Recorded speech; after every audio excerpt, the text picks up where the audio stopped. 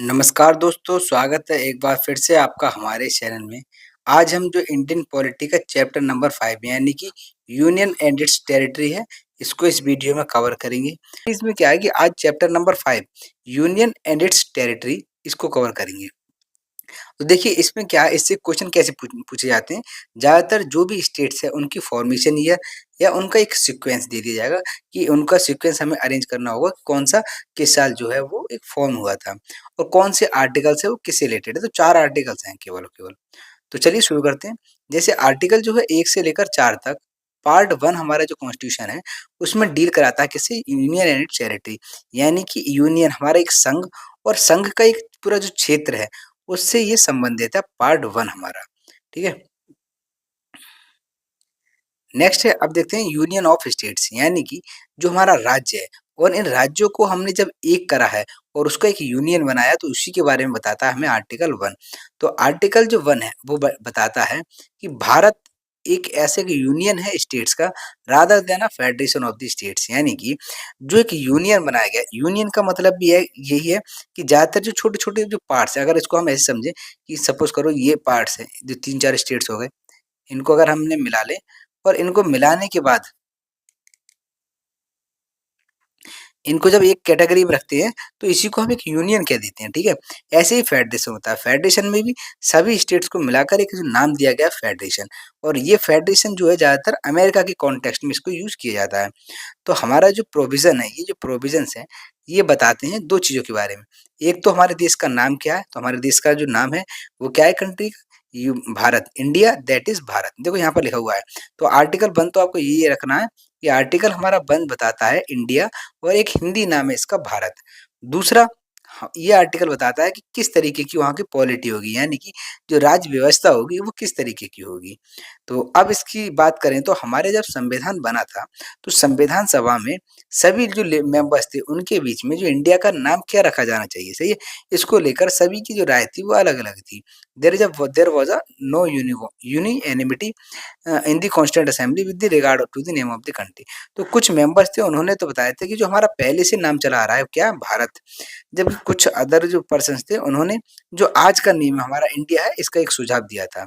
तो असेंबली ने क्या है कि असेंबली ने दोनों के ही जो जितने मेंबर्स थे उनकी बात मानकर और एक मिक्स नाम रखा, और मिक्स नाम क्या रखा, इंडिया, दैट इज भारत। दूसरी बात, जो हमारी कंट्री है, कंट्री एक बताती है यूनियन। अब यूनियन हमारा एक कैसा है, यूनियन में हमारा कॉन्स्टिट्यूशन है उसमें एक फेडरल स्ट्रक्चर की बात करता है। और फेडरल स्ट्रक्चर की बात करें तो फेडरल का मतलब क्या है कि फेडरल वहां पर होता है जहां सरकारें अलग होती हैं, यानी कि केंद्र और राज्य की सरकार अलग है, लेकिन संविधान में दोनों के बीच में जो पावर है उनको बांटा गया है। कि ऐसा नहीं है किसी एक को पावर, हाँ ये जरूर हो सकता है किसी एक पावर, एक जो पार्टी है उसे ज्यादा पावर दे दी गई हो, दूसरी को उसके कंपैरिजन में कम दी गई हो, लेकिन पावर दोनों के बीच में बांटी जाती हैं। तो हमारे जो भारत की जो संविधान सभा जो संविधान थे उसके निर्माता हैं doctor B R Ambedkar ji. उन्होंने भी कहा, एक फेरास यूज किया था कि union of states preferred to the federation of state, यानी कि राज्यों का फेडरेशन कहने से बढ़िया होगा कि हम अपने यहाँ के जो राज्य हैं उनका एक यूनियन कहें, यूनियन ऑफ स्टेट्स। अब इसके पीछे दो रीजंस थे। एक रीजन तो ये कि इंडिया का federation is not the result of an agreement among the state like the American federation, यानी कि भारत का जो एक फेडरेशन है, हमारा एक जो संघ बना है राज्यों से मिलकर, वो ऐसा नहीं है कि इन राज्यों के बीच में कोई एक एग्रीमेंट हुआ, कोई संधि हुई हो, तब जाकर ये एक फेडरेशन बना है। जब जैसे अमेरिका में क्या किया, अमेरिका में सभी स्टेट्स आए एक साथ और उन्होंने आपस में एक एग्रीमेंट किया है, और उस एग्रीमेंट की वजह से ही उनका एक फेडरेशन कहलाता है। ठीक है। दूसरी बात, इंडिया की जो स्टेट्स हैं have no right to cede from the federation, यानी कि हमारे यहाँ के राज्यों के पास कोई भी एक अधिकार नहीं है कि एक जो फेडरेशन जो बनाया गया है, एक यूनियन जो बनाई गई है, उससे वो अलग हो सके। ठीक है। तो हमारे यहाँ का जो फेडरेशन कैसा है, एक ऐसा यूनियन है, ये एक इंडेस्ट्रक्टिबल है, यानी कि जिसको अलग नहीं किया जा सकता है।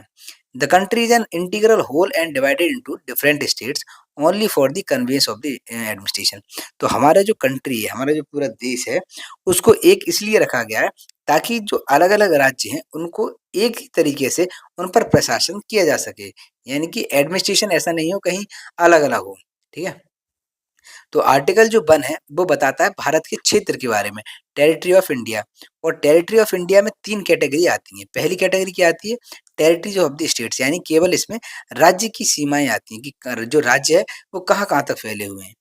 दूसरी कैटेगरी इसमें आती है यूनियन टेरिटरीज़, यानी कि वो सभी ड्यूटीज़ जो इसके अंडर में आती हैं, ठीक है? जहाँ सेंट्रल गवर्नमेंट का रोल होता है, कंट्रोल रहता है।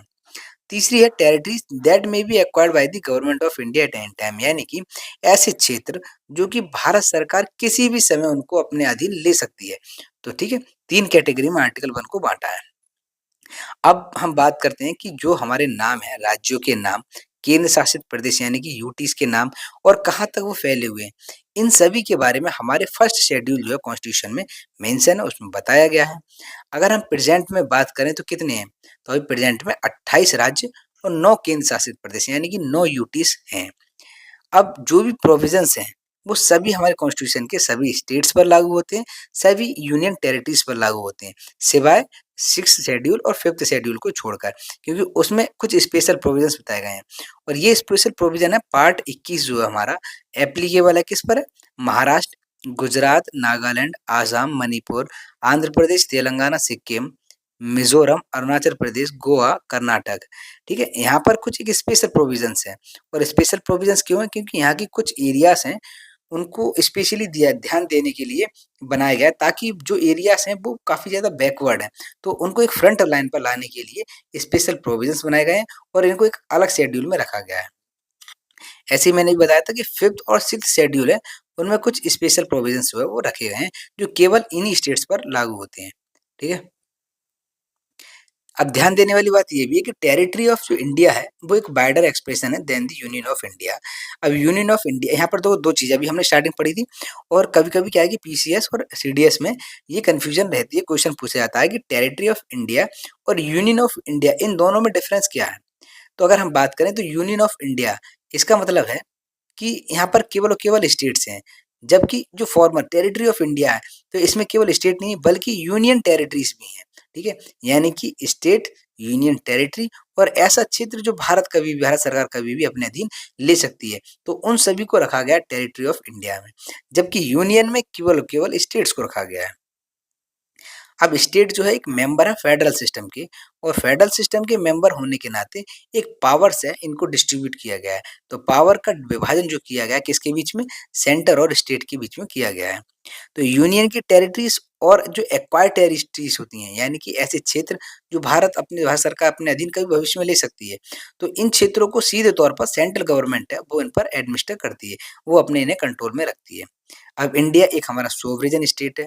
सोवरेजन स्टेट का मतलब क्या है कि ऐसा राज्य, एक ऐसी एक पावर है हमारे पास कि हम जो है अपने इंटरनल और एक्सटर्नल जो भी मैटर्स हैं, उनमें बिना किसी दबाव के जो अपने फ्रीली अपने डिसीजंस वगैरह ले सकें। तो इसीलिए इंडिया कोई भी फॉरेन टेरिटरीज़ को जो है वो एक्वायर कर सकती है कभी भी। इंटरनेशनल लॉ अब कैसे-कैसे? चाहे तो वो किसी से सेशन कर ले मतलब ट्रीटी के माध्यम से या परचेज़ कर ले या कोई गिफ्ट में दे दे या लीज़ पर या प्लेबिसाइड मतलब वहाँ की जनता उससे उसकी मतलब राय के अनुसार, ठीक है? तो ये इस माध्यम से जो है वो किसी भी विदेशी टेरिटरीज़ को वो एक्वायर कर सकती है।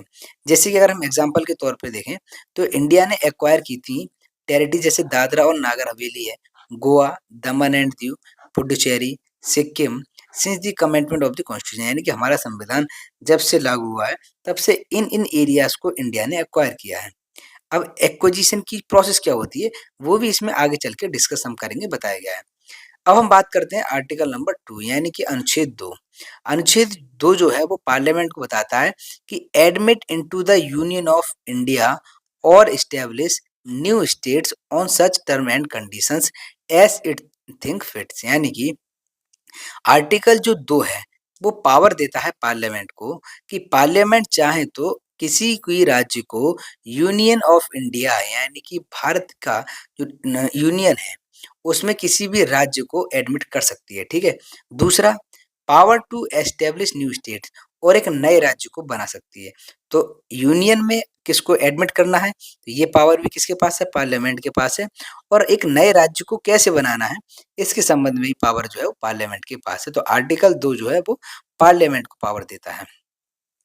अब हम बात करते हैं कि कैसे एक यूनियन ऑफ इंडिया का एक राज्य को एक नए राज्य का हिस्सा बनाया जाता है। तो admission of the states which are already in existence, मतलब ऐसे राज्य जो पहले से हैं लेकिन हमारे यूनियन का हिस्सा नहीं है, तो उनको भी आर्टिकल नंबर 2 के अनुसार ही एडमिट किया जाएगा। जबकि establishment of the states which were not in existence before, यानी और ऐसे राज्य जो अभी तक राज्य नहीं है, यानी कि अगर हम बात करें कि जो राज्य नहीं है या किसी एक राज्य से काटकर एक नया राज्य बनाया जाता है, जैसे मध्य प्रदेश से काटकर छत्तीसगढ़, बिहार से काटकर झारखंड और उत्तर प्रदेश से काटकर उत्तराखंड बनाया गया था, ठीक है? तो ये एक नए राज्य बनाए गए थे। तो आर्टिकल 2 जो है वो हमें इसी बताता है कि एडमिशन और the establishment of new state that are not part of the union of India, यानी कि कैसे एक नए राज्य को बनाना है जो कि यूनियन का हिस्सा नहीं है। जबकि article number 3 on the other hand relate to the formation of और changes in the existing states of the union of India, यानी कि आर्टिकल 3 हमें ये बताता है कि जो अभी स्टेट्स हैं, ठीक है, और जो यूनियन का हिस्सा भी हैं, तो उनमें कैसे कोई बदलाव करना है वो आर्टिकल 3 से किया जाता है, ठीक है। तो आर्टिकल 3 की अगर हम बात करें तो ऐसे स्टेट्स जो भी पहले से ही हैं भारत सरकार यानी कि यूनियन का हिस्सा है, उनके क्षेत्र में अगर कोई संशोधन करना है तो आर्टिकल 3 यूज किया जाता है। जबकि यूनियन का अगर हिस्सा बनाना है किसी स्टेट्स का तो वो आर्टिकल 2 यूज किया जाता है। तो आर्टिकल 2 और 3 में जो थोड़ा-सा कन्फ्यूजन है और आपको ध्यान देने की ज़रूरत थी। ठीक है? now हम बात करते हैं पार्लियामेंट की power to reorganise the states, यानी कि कैसे जो पार्लियामेंट है वो एक राज्य को कैसे गठन करती है उसका। तो आर्टिकल जो 3 हमने अभी पढ़ा था, तो 3 पावर जो देता है कैसे कि formation of a new state by separation of a territory from any state or by uniting two or more states or part of states or by uniting any territory of a part of any state, यानी कि किसी भी एक नए राज्य को कैसे बनाना है, किसी भी एक राज्य का कुछ हिस्सा काट कर या एक या एक से ज्यादा राज्यों का हिस्सा काट कर उन्हें मिला दिया जाए। जैसे हमने भी पढ़ा था कि अगर हम बात करें ये मध्य प्रदेश है एमपी, जिसमें क्या हो गया, और ये जो है वो बिहार, ठीक है, ये एमपी से काट कर हमारा बनाया गया था छत्तीसगढ़ और बिहार से काटकर बनाया गया था झारखंड। तो ऐसे जो बनाया जाता है आर्टिकल 3 से, या किसी भी एरिया किसी भी स्टेट के एरिया को बढ़ाना है या कम करना है या उनकी बाउंड्रीज में कोई चेंज करना है या किसी भी स्टेट का कोई नाम बदलना है। देखो अगर हम इसकी बात करें तो आर्टिकल 3 को याद करने की जो ट्रिक है वो है फिदा, FIDDA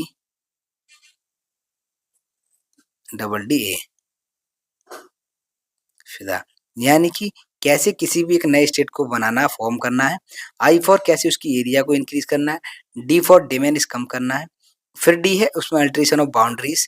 ए फॉर मतलब किसी का जो नाम वगैरह उसमें चेंज करना है, ठीक है। ये 5 सब पॉइंट्स हैं आर्टिकल नंबर 3 के। लेकिन इसके साथ ही आर्टिकल जो 3 है वो 2 कंडीशंस के बारे में बात करता है। एक तो ये कि यदि कोई भी बिल ऐसा लाया जाता है किसके संबंध में, स्टेट्स के संबंध में, तो पार्लियामेंट में लेकर आया जाए, केवल और केवल पार्लियामेंट में लाया जाएगा। लेकिन लाने से पहले जो प्रेसिडेंट की रिकमेंडेशन, प्रेसिडेंट की सहमति लेना बहुत ज़्यादा ज़रूरी है। दूसरा, प्रेसिडेंट रेफर करेंगे उस बिल को स्टेट लेजिस्लेचर्स में concern for expressing it's view with in a specific period, यानी कि जिस राज्य में जो भी संशोधन करने जा रहे हैं या उससे संबंधित जो बिल पार्लियामेंट में लाया गया है उस राज्य को भेजेंगे, और राज्य को जब भेजा जाता है तो एक पीरियड डिफाइन किया जाता है, मतलब आपको इतने दिन में यहाँ से एक 10 दिन या 15 दिन या 1 महीने में ये जो बिल है उस पर अपनी जो सहमति है अपने विचार वगैरह देने होंगे, ठीक है। तो आर्टिकल 3 में 2 चीजें इंपॉर्टेंट है। पहली कि यार प्रेसिडेंट से परमिशन लेनी होगी तभी पार्लियामेंट में लाया जाएगा। दूसरा, और उस जिस राज्य से संबंधित यदि बिल है उस राज्य की जो बाउंड्रीज वगैरह चेंज करनी है तो उस राज्य को भी उनके विचार वगैरह विमर्श करने के लिए भेजा जाएगा, ठीक है। नेक्स्ट है फर्दर जो पावर है पार्लियामेंट की एक नए राज्य को बनाने की, उसमें है कि एक नए राज्य को बनाना या किसी यूनियन टेरिटरी को by uniting a part of any state या यूनियन टेरिटरी और एनी अदर स्टेट, वो ये भी बताया मैंने। President is not bound by the view of the state legislature and may either accept और रिजेक्टेड, यानी कि अगर प्रेसिडेंट पार्लियामेंट कोई बिल लेकर आती है तो ऐसा नहीं है कि प्रेसिडेंट उस बिल पर अपनी सहमति दें, वो फ्री हैं। और फ्री इस चीज पर भी लेकर है कि उन्होंने जो बिल राज्य को भेजा है, मतलब जिस राज्य में संशोधन करना है, सपोज करो उस राज्य का नाम बदलना है और उत्तर प्रदेश में अगर वो बिल भेजा जाता है उसको उत्तर प्रदेश के नाम बदलने के संबंध में, तो फिर क्या है कि अगर उत्तर प्रदेश की सरकार अगर मना भी करे तब भी प्रेसिडेंट बाउंड नहीं है, वो फिर भी इस प्रोसेस को आगे कंटिन्यू करेंगे, ठीक है। लेकिन it is not necessary to make a fresh reference to the state legislature every time an amendment to the bill is moved and accepted in the parliament. In case union territory, no reference need to be made of the concerned legislature. यानी कि union territory case में तो कोई ज़रूरत ही नहीं है कि legislature को बिल भेजा जाए, क्योंकि वहाँ पर सीधे तौर पे कंट्रोल जो होता है वो सेंटर का होता है, सेंटर जो डिसीजन लेती है उसका फाइनल होता है। तो यहाँ पर एक बात तो क्लियर है कि हमारे संविधान ने पार्लियामेंट को एक पावर दी है, और ये पावर दी है कि किसी भी राज्य को बना सकती है, ठीक है? एरिया में चेंज कर सकती है, बाउंड्रीज में, और जो नाम है एग्जिस्टिंग स्टेट का, बिना उस राज्य की सहमति के ये सब संशोधन पार्लियामेंट कर सकती है। तो पार्लियामेंट यहाँ एक मोटे तौर पर अब तक जो हमने समझाया, और वन लाइन में अगर हम कहें तो हम ये कह सकते हैं कि भारत का जो राजनीतिक मैप है, यानी कि पॉलिटिकल मैप्स, जिसमें पॉलिट जो स्टेट्स की बाउंड्रीज डिफाइन की गई हैं, उनकी लोकेशंस के बारे में बताया गया है, उसमें सब कुछ संशोधन जो है वो पार्लियामेंट कर सकती है। तो टेरिटरी इंटीग्रिटी और continue existence of any state is not guaranteed by the constitution, यानी कि हमारे संविधान ने ऐसा नहीं स्टेट को पावर दी है, पावर्स का डिस्ट्रीब्यूशन किया गया सेंटर और स्टेट के बीच में, लेकिन टेरिटोरियल इंटीग्रिटी की बात करें, वो कहीं भी उन्हें गारंटी नहीं दी गई है कि आपकी सीमाओं से रिलेटेड, कि आपकी सुरक्षा, कि आपके राज्य को कभी भी कम नहीं किया जाएगा, या आपके राज्य में कोई परिवर्तन नहीं किया जाएगा, ठीक है? तो इंडिया एक कैसा है, तो इंडिया को यहाँ अब इतना पढ़ने के बाद हम कह सकते हैं इंडिया एक इनडेस्ट्रक्टिबल यूनियन ऑफ डिस्ट्रक्टिबल स्टेट्स, यानी कि एक बिखरे हुए राज्य का अबिखरा हुआ संघ है, ठीक है? इनडेस्ट्रक्टिबल यूनियन है, जिसको मतलब कभी भी अलग नहीं किया जा सकता है। अब यूनियन गवर्नमेंट है can destroy the states, whereas the state government can not destroy the union. जबकि यूएसए की बात करें तो यूएसए में टेरिटोरियल इंटीग्रिटी या continue existence of the state is guaranteed, यानी कि वहां पर ये पावर दी है कि किसी भी स्टेट की, ठीक है, जो सीमाएं हैं, बाउंड्रीज है, नेम है, उसमें कोई भी संशोधन नहीं किया जा सकता, ये गारंटी है, वहाँ की स्टेट को एक सिक्योरिटी दी गई है। तो अमेरिका की जो फेडरल गवर्नमेंट है, वो वहाँ एक ना तो नए राज्य को बना सकती है, ना ही जो एक स्टेट है उसकी स्टेट की बाउंड्रीज में कोई भी चेंजेस वगैरह कर सकती है बिना स्टेट के परमिशन के। इसीलिए कह सकते हैं कि अमेरिका का, यूएसए का जो कॉन्स्टिट्यूशन है, वो एक industrial union of industrial states, यानी कि एक बिखरे हुए राज्य का एक बिखरा हुआ यूनियन कह सकते हैं, जिसमें कभी भी जो राज्य है अपनी मर्जी से अलग हो सकते हैं। लेकिन जबकि इंडिया के कॉन्स्टिट्यूशन में ऐसा कोई प्रोविजन नहीं है। आर्टिकल जो 4 है हमारा, वो बताता है कि एक लॉ मेड फॉर एडमिशन और establishment of new states under article 2 and formation of new state and alteration of areas boundaries of name of the existing state under article 3 are not to be considered as the amendment of the constitution under article 368। यानी कि article 2 और 3 में हमने क्या देखा था कि जो पार्लियामेंट है किसी भी स्टेट की बाउंड्रीज, एरियाज या जो भी नाम है उसमें चेंज कर सकता है, ठीक है, और यूनियन का एक हिस्सा बना सकता है कि जो पहले से यूनियन का हिस्सा नहीं है। तो आर्टिकल 3 और आर्टिकल 2 के अंतर्गत यदि कोई भी संशोधन हमारे संविधान में किया जाता है, तो उसको ऐसा नहीं माना जाएगा कि आर्टिकल 368 का यूज करके उसमें संशोधन किया गया है। यानी कि सिंपल तौर पे ये कह सकते हैं कि ऐसे जो लॉस बना होते हैं, वो सिंपल मेजॉरिटी के द्वारा पास की जाएंगी, ऑर्डिनरी लेजिस्लेटिव प्रोसेस के द्वारा। इसीलिए ये आर्टिकल 368 का हिस्सा वो नहीं रहते, मतलब बिना 368 का यूज किए संविधान में साधारण बहुमत के द्वारा संशोधन कर सकते हैं। ना क्वेश्चन उठता है कि does the power of parliament to diminish the area of the state under article 3 include also the power to cede Indian territory to foreign country. ये बहुत इंपॉर्टेंट क्वेश्चन है कि देखो यहाँ से एक मेंस का भी क्वेश्चन क्लियर होता है, और आर्टिकल 3 के बारे में मतलब 2 और 3 में जो मिक्सअप हो जाता है उसको बिल्कुल क्लियर करता है यहाँ पर ये क्वेश्चन, कि हमारे पार्लियामेंट के पास क्या पावर है कि जो एरिया वो कम कर रहे हैं, ठीक है, एक एरिया कम करने का मतलब यहाँ पर ये भी है कि क्या वो एरिया एक राज्य का कम करके किसी दूसरी कंट्री को दे सकते हैं। आर्टिकल 3 के पास पावर है क्या? तो ये जो क्वेश्चन है पहली बार सुप्रीम कोर्ट में आया था कब? इन 1960 में, ठीक है, जब प्रेसिडेंट साहब ने सुप्रीम कोर्ट पे इस पर सलाह ली थी। और सुप्रीम कोर्ट पर जब सलाह कब ली जाती है, किस आर्टिकल तहत लेते हैं, तो आर्टिकल नंबर 143, ठीक है। तो यहाँ पर जो डिसीजन था सेंट्रल गवर्नमेंट का to cede part of the territory known as the Berubari union to the Pakistan to the led agitation and controversy and thereby necessitated presidency referendum. यानी कि बीरूवारी जो था बंगाल में, इसका कुछ हिस्सा जो है जो पाकिस्तान यानी कि जो आज का दिन बांग्लादेश है आज के दिन, उसको दिया गया था। तो ये सेंट्रल गवर्नमेंट का डिसीजन था। इस पर लोगों ने, भारत के लोगों ने बहुत ज़्यादा नाराज़गी जताई थी और इसीलिए इसी पर प्रेसिडेंट ने सुप्रीम कोर्ट पर एक सलाह ली थी सुप्रीम कोर्ट से कि क्या डिमेन्स का मतलब ये भी है कि हम अपना जो पार्ट है, किसी भी स्टेट का पार्ट दूसरे देश को दे सकते हैं। तब सुप्रीम कोर्ट ने यहाँ पर ये क्लियर किया था कि article 3 does not cover cession of Indian territory to a foreign territory. यानी कि भारत जो है वो, इसका मतलब ये नहीं कि भारतीय जो क्षेत्र है किसी भी एक विदेशी क्षेत्र को, मतलब फॉरेन कंट्री को दिया जाएगा। डिमेनिस का मतलब ये नहीं है, ठीक है। Hence, Indian territory can be ceded to a foreign state only by amending the constitution under Article 368। यानी कि क्या है कि अगर ऐसा कुछ किया भी जाता है तो आर्टिकल 368 यानी कि 368 के तहत ही इसको किया जाएगा, ठीक है। और इसी को देखते हुए 1960 में एक संविधान संशोधन किया गया था और फिर जो क्षेत्र था वो पाकिस्तान को दिया गया था। यानी कि यहाँ पर कह सकते हैं कि साधारण प्रोसेस के द्वारा किसी भी दूसरे देश को अपना हिस्सा नहीं दे सकते। दूसरी बार जो क्वेश्चन आया था सुप्रीम कोर्ट में 1969 में, यहाँ पर एक सेटलमेंट करना था किसको, लैंड बाउंड्री को लेकर। ये विवाद चल रहा था इंडिया के बीच में, and another country does not require constitutional amendment and it can be done by the executive action. यानी कि अगर कोई सीमा विवाद है तो इस पर संशोधन करने की जरूरत नहीं है। अगर उस अगर उस विवाद में इस चीज को बताया गया है कि मतलब कहीं भी उसमें कोई ना तो क्षेत्र लेना है ना ही कहीं क्षेत्र देना है, ठीक है। मतलब अपना जो पार्ट कोई नहीं देना है। अगर ऐसा कोई विवाद है तो सामान्य जो एग्जीक्यूटिव एक्शन के थ्रू जो है ऐसा किया जा सकता है। Now exchange of territories with Bangladesh. अब देखो ज्यादा इंपॉर्टेंट है नहीं, लेकिन फिर भी जो बांग्लादेश के साथ हमारी जो सीमाओं का आदान प्रदान हुआ था तो उसके बारे में बताया। तो 100वां जो संशोधन था संविधान में किया गया 2015 में।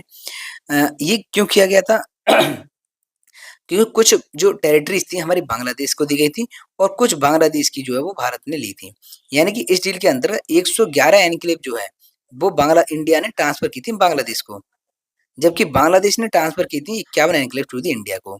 The deal also involve the transfer of adverse possession and the demarcation of 6.56 kilometre undemarcated border states. यानी कि जो एक तुम्हारे की अनडेमार्केटेड बॉर्डर था 6 किलोमीटर का, यानी 6.100 मीटर का जो बॉर्डर था उसको लेकर भी इसमें जो है इसमें डील की गई थी। तब 51 जो हमने एनक्लेव हमने ली थी और अपनी जो 111 एनक्लेव जो है बांग्लादेश को दी थी। और इसी को देखते हुए इसे लागू करने के लिए 4 स्टेट जो थे आसाम, बंगाल, मेघालय और त्रिपुरा के जो बॉर्डर एरियाज हैं इनमें संशोधन किया गया था first schedule of the constitution में। अब नीचे का कोई ज़्यादा पढ़ने की ज़रूरत है नहीं, इसमें कुछ वही सब चीज़ें बताई गई हैं, ठीक है। कि इंडिया और बांग्लादेश की अगर लैंड बाउंड्री की बात करें तो कितनी है? मोटे तौर पर आप कह सकते हो कि 4100 किलोमीटर की लैंड बाउंड्री है। इंडिया और ईस्ट पाकिस्तान जो लैंड बाउंड्री है वो डिटरमाइन की गई थी रेड क्लिफ अवार्ड के द्वारा 1947 में। तब कुछ प्रोविजंस थे इसीलिए से रेड क्लिफ अवार्ड कहते हैं, ठीक है। कुछ उसमें जब सॉर्ट आउट रिजॉल्व किए गए थे बग्गे अवार्ड के द्वारा 1950 में। इंपॉर्टेंट क्वेश्चन पूछ लिया जाएगा कि ये बग्गे अवार्ड किससे रिलेटेड है। दूसरा प्रयास किया गया था इन्हीं विवाद को सेटल करने के लिए नेहरू और नून एग्रीमेंट 1958 में हुआ था। और बाद में बीरूवारी का जो केस था इसको चैलेंज किया गया था सुप्रीम कोर्ट ने, तब अपना सुप्रीम कोर्ट ने अपना निर्णय दिया था। उसके बाद 1960 में एक संशोधन किया गया पार्लियामेंट ने संशोधन कर जो है वो अपने जो डिस्प्यूट था उसको सेटल किया था, ठीक है। नेक्स्ट है दूसरा कि 16 मई 1974 को जो एग्रीमेंट हुआ था इंडिया और बांग्लादेश के बीच में, demarcation of the land boundary and relate matter was signed between the both the countries to find a solution to the complex nature of the border dispute. यानी कि दोनों देशों के बीच में जो बॉर्डर को लेकर डिस्प्यूट था तो उसी को सॉल्व करने के लिए 1974 में एक एग्रीमेंट किया गया था। अब इस एग्रीमेंट के द्वारा ही जो टेरिटरीज थी जो उनमें चेंजेस किए गए थे, ठीक है। नाउ नेक्स्ट हम आगे चलते हैं evolution of the states and union territory. Very very important topic और जिसके बारे में पता होना चाहिए और मेंस के पॉइंट से ये काफी इंपॉर्टेंट हो जाता है, ठीक है। अब integration of the principal state. अब कैसे प्रिंसिपल स्टेट्स को इंटीग्रेट किया गया था, उनको कैसे जोड़ा गया था। तो देखो हमारे यहाँ दो टर्म्स इसमें यूज की गई हैं, एक प्रिंसिपल स्टेट्स एक प्रोविंसेस, ठीक है। मैं आगे आपको डेफिनेशन में क्लियर कर दूंगा कि at the time of independence जब हम आजाद हुए थे तो इंडिया में दो कैटेगरी थी। अभी बताया था मैंने, एक ब्रिटिश प्रोविंसेस और एक प्रिंसली स्टेट्स। अब ब्रिटिश प्रोविंसेस ये थी कि जो जहाँ पर सीधे तौर पर ब्रिटिश गवर्नमेंट का रूल था, उनको ब्रिटिश प्रोविंसेस कहते हैं। जबकि प्रिंसली स्टेट्स क्या थी कि यहाँ पर प्रिंस हुआ करते थे, यानी कि राजा रजवाड़े हुआ करते थे। लेकिन ये राजा रजवाड़े पर भी कंट्रोल किसका था? ब्रिटिश क्राउन का, ठीक है? तो सीधे तौर पर यहाँ कह सकते हो कि यहाँ इनडायरेक्टली रूल तो ब्रिटिश ही कर रही है, लेकिन डायरेक्ट अगर देखें तो प्रिंसेस वगैरह थे। तो इनको प्रिंसली स्टेट्स की कैटेगरी में रखा गया था। तो जब हम आज़ाद हुए थे तभी एक्ट आया था, इंडियन इंडिपेंडेंस एक्ट, और इस एक्ट के साथ भारत 2 भागों में बँट गया था, एक पाकिस्तान और एक इंडिया में, ठीक है? अब 3 ऑप्शंस रखे गए थे प्रिंसली स्टेट्स के सामने। क्या-क्या? कि या तो वो भारत को जॉइन कर लें, या वो पाकिस्तान को जॉइन कर लें, या वो इंडिपेंडेंट रह सकते हैं। यानी कि जो प्रिंसली स्टेट्स हैं, उनको दिए गए ऑप्शन दिए गए कि भाई आपके पास 3 ऑप्शन है, या तो आप भारत को जॉइन कर लो, या पाकिस्तान को, या फिर स्वतंत्र भी रह सकते हो। तो तब उस समय पर आज़ादी के समय पर 1947 में 552 प्रिंसली स्टेट्स थे, यानी कि इतने रजवाड़े थे जो कि भारत में थे, और 549 ने तो इंडिया को ज्वाइन कर लिया, और 3 बचे थे। कौन-कौन से? हैदराबाद, जूनागढ़, कश्मीर। इन्होंने भारत को ज्वाइन करने से मना कर दिया, और उस समय इन्होंने पाकिस्तान को भी ज्वाइन करने से मना कर दिया। इन्होंने कहा कि हम इंडिपेंडेंट रहने चाहते हैं, ठीक है? लेकिन भई भारत के अंदर अगर कोई भी एक ऐसा स्टेट्स है, एक ऐसा स्टेट जो एक भारत का हिस्सा नहीं है, तो ये एक मतलब उस समय पर ठीक है, उस समय तो कह दिया कि चलो ठीक है साहब इंडिपेंडेंट रह सकते हो। लेकिन बाद में धीरे-धीरे समय के साथ-साथ जैसे समय बदलाव हुआ, तो हैदराबाद को तो पुलिस एक्शन से मिला लिया, और जूनागढ़ में एक रेफरेंडम किया गया था, और वहाँ की जनता से एक सलाह ली गई थी, भई आप क्या चाहते हो? तो उस हिसाब से भी इसको भारत का हिस्सा बना लिया था। लेकिन कश्मीर को इंस्ट्रूमेंट ऑफ असेशन, जो कि महाराजा राजा हरि सिंह थे और इंडिया के जो प्राइम मिनिस्टर थे उस समय, उनके बीच में जो एग्रीमेंट हुआ था, तो उसको भी इंडिया का पार्ट बना लिया था। तो मोटे तौर पर ये कह सकते हो कि जिन 3 प्रिंसली स्टेट्स ने पहले ये कहा था कि हम स्वतंत्र रहना चाहते हैं, इंडिपेंडेंट रहना चाहते हैं, उनको बाद बाद में इंडिया ने अपने अधीन जो है वो कर लिया था। अब 1950 धीरे-धीरे समय बीता और समय आया 1950 का, तो हमारा जो संविधान है, उसमें राज्यों को रखा गया था। अब राज्यों को 4 कैटेगरी में बाँटा गया था। Part A, part B, part C और पार्ट डी में, ठीक है? इन सभी में दे आर नंबर 29, यानी कि उस समय 29 कह सकते हैं कि जो प्रिंसली स्टेट्स हैं, यूटीज़ वगैरह थी, या जो स्टेट्स थे लगभग 29 थे। तो पार्ट ए में 9 रखे गए थे, और 9 कौन से? गवर्नर प्रोविंसेस थी, यानी कि ब्रिटिश की जो प्रोविंसेस थी उनको रखा गया था। पार्ट बी में भी 9 स्टेट्स थे, और ये प्रिंसली स्टेट्स थे लेकिन जहाँ पर लेजिस्लेचर्स थी। और पार्ट सी में जो कि चीफ कमिश्नरीज़ थी provinces of the British India की, उनको रखा गया। अब चीफ कमिश्नरीज़ कौन-सी होती हैं? सपोज़ करो अगर हम बात करें कि राजस्थान में अजमेर है, ठीक है? अजमेर, राजस्थान में। अब ये एक ऐसी लोकेशन थी जो कि पॉलिटिकल के पॉइंट से, ट्रेड के पॉइंट से, ठीक है? और भी कल्चरल के पॉइंट से इम्पोर्टेंट थी। तो आज पूरे राजस्थान पे अगर हम बात करें, पहले ये भी बटा हुआ था। तो यहाँ तो उन्होंने एक प्रिंसली स्टेट्स मतलब जो राजा वगैरह थे वो रूल करते थे। लेकिन अजमेर जो था, उनकी सेंट्रल लोकेशन पर था, इसको सीधे तौर पर ब्रिटिश जो है वो रूल करते थे। तो इन्हीं को चीफ कमिश्नरीज़ में कहा जाता था। और पार्ट सी में ये 10 थी जो कि सेंटर के द्वारा जिनको एडमिनिस्टर किया जाता था, और पार्ट डी में केवल एक ही था, वो था अंडमान और निकोबार आइलैंड, इसको रखा गया था। तो इस तरीके से 1950 में जब हमारा संविधान जब बना था, तो जितने हमारे यहाँ राजा रजवाड़े थे या प्रोविंसेस थी, इनको 4 भागों में बाँटा गया था। अब एक कमीशन बनाई गई थी, धार कमीशन और जेवीपी कमीशन। अब ये कमेटी और कमीशन जो बनाई गई थी वो इम्पोर्टेंट है। क्यों? क्योंकि जैसे ही जब भारत आज़ाद हो रहा था, और भारत जब 2 भागों में बँटा था, इंडिया और पाकिस्तान में, तो जो दक्षिण के कुछ पार्ट्स जो हैं, ठीक है? उन्होंने एक डिमांड की थी, और डिमांड क्या की थी कि जो दक्षिण भारत का एक रीऑर्गनाइज़ेशन किया जाए, और किस आधार पर? लिंग्विस्टिक बेस पे, यानी कि दक्षिण भारत में जो राज्य हैं, उनको भाषाओं के आधार पर बनाया जाए, ठीक है? और जब ऐसी एक माँग बहुत ज़्यादा कि देखो अभी-अभी तो वो अंग्रेज़ों से लड़ाई हुई, आज़ाद कराया है। अब एक अपने ही एक घर में एक फिर से एक नई कलिश पैदा हो गई है। तो उसी को सॉल्व करने के लिए जून 1948 में भारत सरकार ने एक लिंग्विस्टिक प्रोविंसेस कमीशन बनाई थी। यानी कि जो कमीशन बनाई थी, वो इसी आधार पे थी, वो जज करेगी क्या ये राज्यों को भाषाओं के आधार पर बनाया जाना चाहिए या नहीं। और इस कमेटी के जो चेयरमैन थे वो थे एस के धर, ठीक है? और 2 मेंबर और थे। 3 मेंबर की ये कमेटी थी।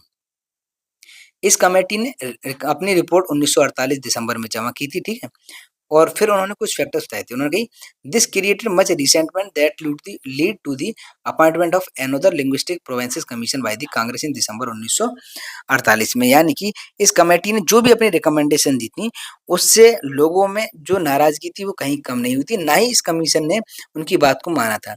और फिर एक दूसरी कमेटी बनाई गई थी 1948 में अगेन, और उसकी जो चेयरमैन जो थे, इसमें मेंबर थे जवाहरलाल नेहरू, वल्लभ भाई पटेल और पताबी सीतारामैया।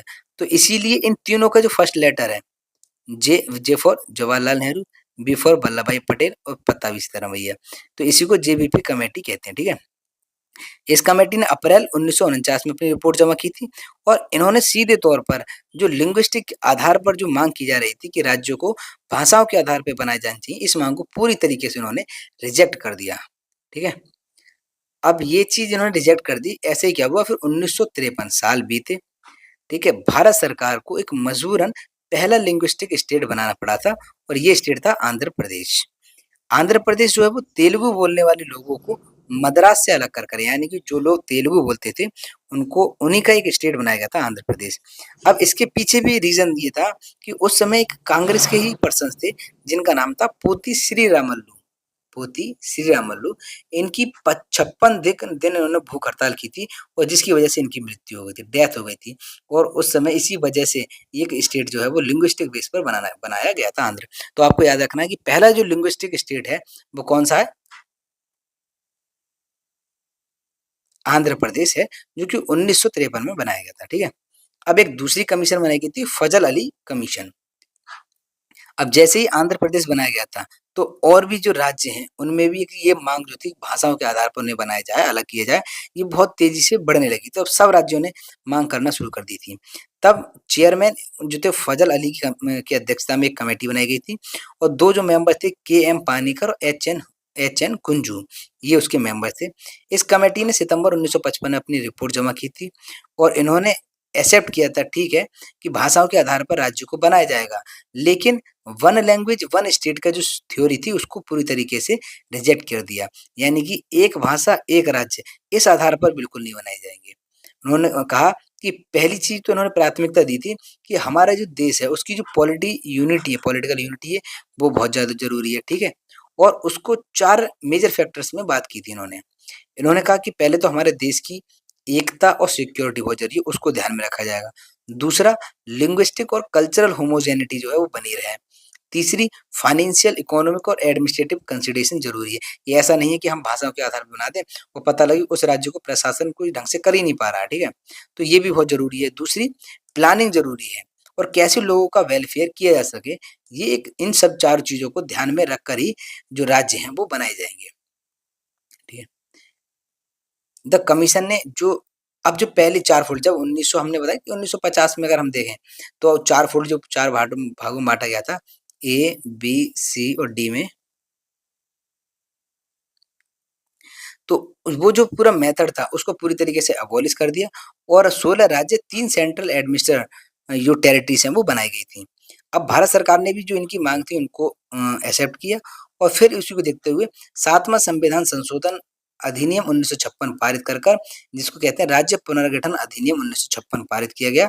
और जो ए और बी स्टेट्स थी जो पहले हमने देखा था, ठीक है, और उनको बनाया गया, तो पार्ट जो सी था बिल्कुल खत्म कर दिया गया था, और जो बचे हुए राज्य थे उनको एक दूसरे पार्ट्स में जोड़ दिया गया था। तो उस समय पर 14 स्टेट और 6 यूनियन टेरिटरीज है वो बनाई गई थी नवंबर 1 1956 में। यानी कि स्टेट रीऑर्गेनाइजेशन एक्ट जो आया था 1956 का, उसके अंतर्गत 14 राज्य और 6 केंद्र शासित प्रदेश बनाए गए थे। अब जैसे बनाए गए थे, केरल है, केरल को जो ट्रेवनकोर है, कोची है, मालाबार डिस्ट्रिक्ट मद्रास की है, ठीक है, इनको केरल वगैरह में मर्ज कर दिया गया था। तेलुगु स्पीकिंग एरिया थी हैदराबाद की, उसको आंध्र स्टेट में मर्ज कर दिया गया था, आंध्र प्रदेश स्टेट बना दिया गया था। ऐसे ही अन्य पार्ट्स हैं उनको मिलाकर जो है वो 14 राज्य जो बनाए गए थे। अब बताया जा रहा है कि कौन से स्टेट या यूनियन टेरिटरीज जो 1956 के बाद बने हैं। New state and union territory created after 1956, क्योंकि यहाँ तक तो केवल 14 ही राज्य थे, और आज हम देखते हैं कि 28 राज्य हैं और 9 केंद्र शासित प्रदेश हैं। तो 1956 के अधिनियम के बाद से बहुत बड़ी मात्रा में हमारा जो पॉलिटिकल मैप है इंडिया में उसमें चेंजेस किए गए थे। ठीक है, अब 1960 में जो बाइलिंगुअल स्टेट था बम्बई, इसको डिवाइड किया गया 2 सेपरेट स्टेट में, एक महाराष्ट्र और एक महाराष्ट्र जो था वो मराठी स्पीकिंग के लोग जो थे, मराठी बोलने वाले लोगों को बनाया गया था और गुजराती बोलने वाले लोगों को गुजरात बनाया गया था। तो गुजरात जो है वो 15वां राज्य बन जाता है भारतीय यूनियन का, कब बना था? 1960 में। दादर और नागर हवेली की बात करें तो यहाँ पर कौन रूल करते थे? पोर्तुगीज।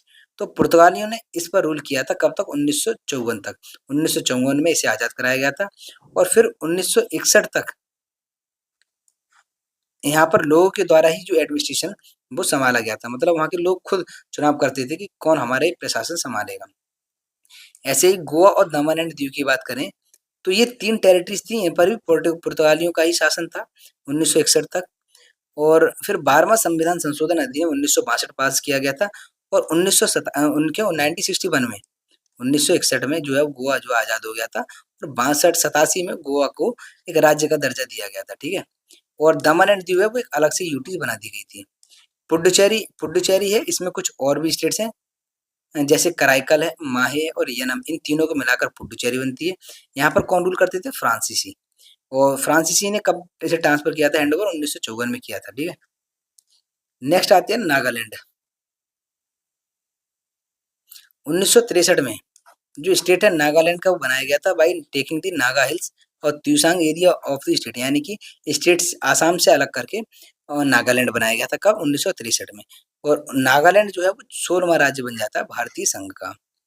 हरियाणा, चंडीगढ़ और हिमाचल प्रदेश की बात करें तो 1966 में पंजाब को बाइफरकेट करके हरियाणा बनाया गया था और हरियाणा जो है वो 17वां राज्य बन जाता है इंडियन यूनियन का और चंडीगढ़ थी इसको यूनियन टेरिटरी बनाया गया था, ठीक है।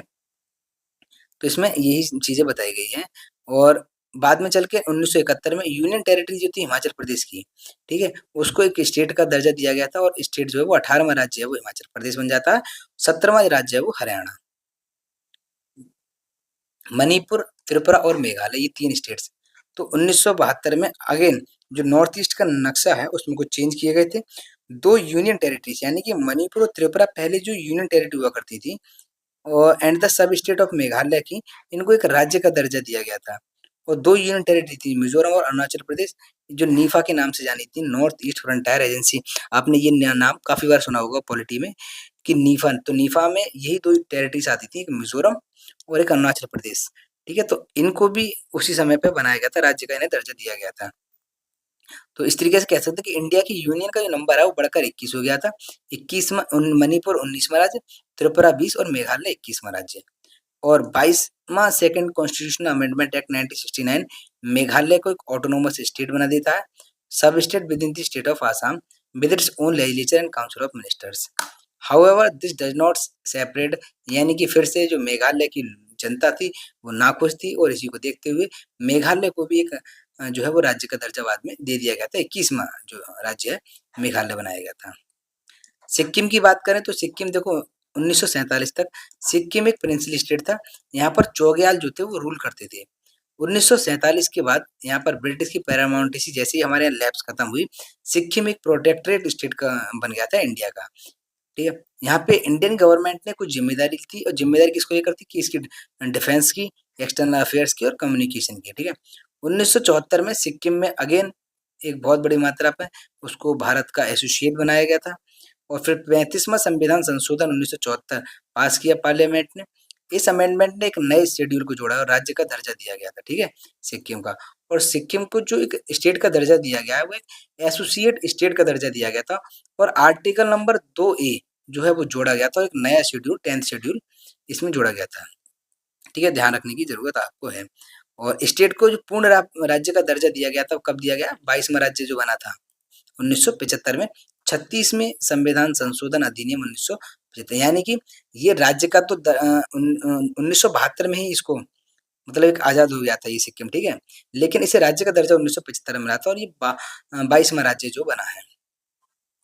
और नए आर्टिकल जोड़ा गया था 31 370 371F जोड़ा गया था जो केवल केवल सिक्किम की जो है वो बात करता है।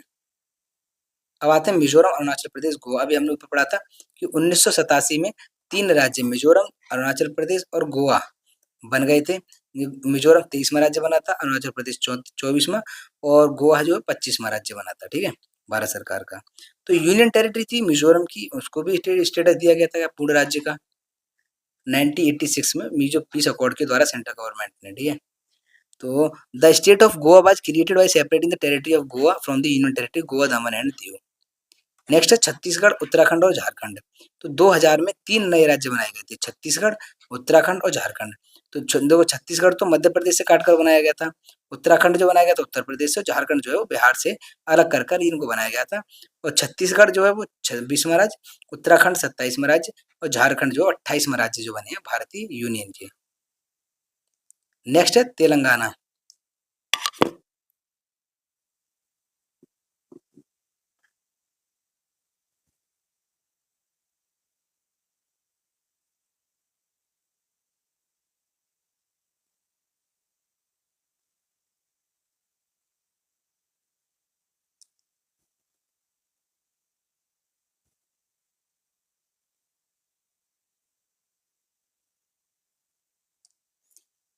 तेलंगाना 2014 में जो नए स्टेट है तेलंगाना बना था, ठीक है। और तेलंगाना जब बना था तो 29वां राज्य हो गया था इंडियन यूनियन को। इसको बनाया गया था आंध्र प्रदेश से हटाकर। तो आंध्र प्रदेश जो एक्ट था 1953 का और पहला लिंग्विस्टिक स्टेट था जो आंध्रा बना था मद्रास से अलग होकर, ठीक है। तो स्टेट रिओर्गनाइजेशन जो एक्ट था 1956 मर्ज कर देता तेलुगु जो बोलने वाली एरिया थी हैदराबाद स्टेट की आंध्रा स्टेट से, और एक नया स्टेट आंध्रा स्टेट बनाता है जिसकी कैपिटल रखी गई थी हैदराबाद। नेक्स्ट हम बात करते हैं जम्मू एंड कश्मीर और लद्दाख। अब 2019 तक तो ये जो स्टेट था जम्मू कश्मीर का, इसका एक अपना संविधान था और संविधान के साथ साथ उसमें एक स्पेशल स्टेटस का ये एंजॉय कर रहा था, आर्टिकल 370 का। लेकिन 2019 में ये जो स्पेशल स्टेटस था उसको खत्म कर दिया गया था प्रेसिडेंट के ऑर्डर के द्वारा, the application of the Jammu and Kashmir order 2019। ये जो ऑर्डर था, दिस ऑर्डर सुपरसीड, यानी कि जो पहले का जो था उसको सुपरसीड करता है, और 2019 का जो ऑर्डर था वहां पर मतलब 370 जो है वो पूरी तरीके से हट जाती है और भारत जो संविधान है भारतीय संविधान उस पर लागू होता है। अब जम्मू और कश्मीर रिओर्गनाइजेशन एक्ट था 2019 का, तो वो बाइफरकेट कर देता है जम्मू स्टेट को, जम्मू कश्मीर को दो यूनियन टेरिटरीज में। एक तो थी जम्मू एंड कश्मीर और दूसरी है लद्दाख। तो यूनियन टेरिटरी है जम्मू कश्मीर की, उसमें जो डिस्ट्रिक्ट हैं पहले के वो सब आते हैं, कारगिल और लेह को छोड़कर, क्योंकि कारगिल और लेह जो है वो लद्दाख यूनियन टेरिटरी में आते हैं। तो इस हिसाब से जो नंबर है स्टेट्स का यूनियन टेरिटरी का, वो 14 से बढ़कर 1956 में जो था वो 28 हो जाता है, और 6 यूनियन टेरिटरी से बढ़कर आज कितनी है, 9 यूनियन टेरिटरीज हैं। चेंजेस ऑफ द नेम्स, अब देखें कि कौन कौन से नाम बदले गए हैं। तो जैसे यूनाइटेड प्रोविंसेस था यानी उत्तर प्रदेश, यूनाइटेड प्रोविंस ये पहली स्टेट था जिसका नाम बदलकर उत्तर प्रदेश किया गया था 1950 में। 1969 है मद्रास का नाम बदलकर तमिलनाडु किया गया था। ऐसे ही 1973 में मैसूर का नाम बदलकर कर्नाटक, और जो लेकेडिव मिनिकॉय और एमिनिडिवी जो आइलैंड है इनका नाम बदलकर लक्षद्वीप किया गया था। 1992 में यूनियन टेरिटरी दिल्ली बना दी गई थी, इसको नेशनल कैपिटल दिल्ली बनाया गया था बिना इसको एक राज्य का दर्जा दिए। 2006 में उत्तरांचल है उसका नाम बदलकर उत्तराखंड कर दिया। ऐसे ही पौंडीचेरी का नाम बदलकर पुडुचेरी कर दिया। 2011 में उड़ीसा का नाम बदलकर क्या कर दिया, उड़ीसा का उड़ीसा। ये जो नाम है वो बदले गए हैं, आप देख सकते हैं, ठीक है। तो 2019 में कौन कौन सी कितनी यूनियन टेरिटरी और कौन कौन सी स्टेट्स हैं वो एक लिस्ट यहाँ पर दी हुई है। नेक्स्ट अगर हम आगे की बात करें,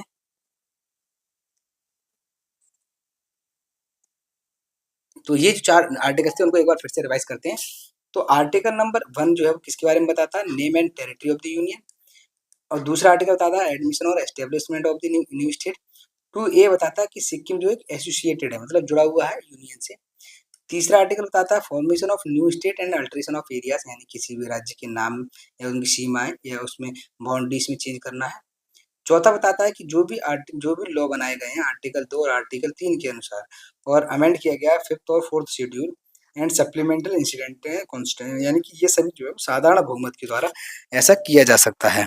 तो ये चारों आर्टिकल्स हो गए। तो इस तरीके से हमारा जो चैप्टर है यूनियन टेरिटरी का वो मैंने पूरा कवर किया है, और मुझे उम्मीद है कि मैं आपको इसमें हर लाइन और एक छोटे से छोटे टॉपिक भी इसमें लाइन जो है वर्ड है उनको क्लियर कर पाया हूँ, ठीक है। कैसी लगी वीडियो कमेंट में जरूर बताओ, साथ ही साथ चैनल को लाइक शेयर और सब्सक्राइब जरूर करें।